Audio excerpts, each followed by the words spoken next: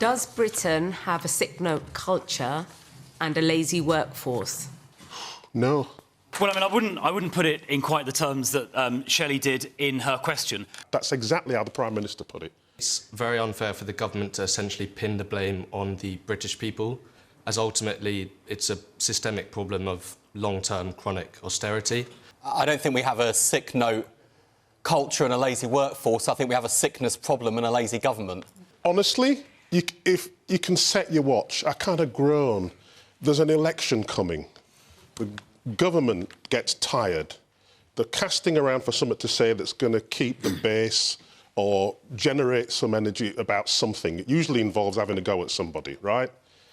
And the language that we use, it gets used again, even in the question, do we have a sick note culture? It's cruel.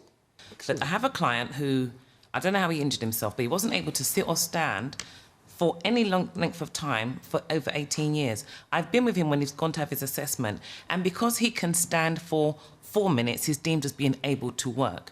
That's such a dangerous position. I've had to overturn his loss of income twice because somebody has used a piece of paper and ticked and said, well, he walked from the door to the monitor, so that means he's OK.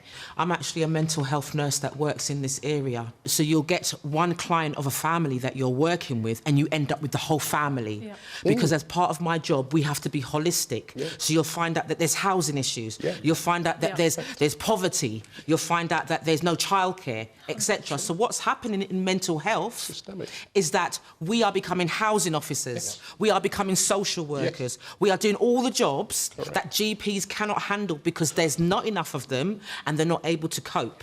When somebody says sick note culture, when somebody says that you need specialists, what people have got to used to thinking is that it doesn't mean an additional investment in occupational therapists. That's not what you're talking about. And nobody believes that's what you're talking about.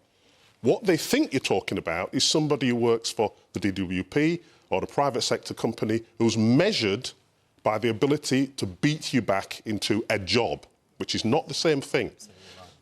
I just think it's quite rich for our billionaire Prime Minister to be making such a comment and not having sympathy for hard-working British people, and that doesn't offer any sympathy for people who have sickness and disabilities. OK? Chris.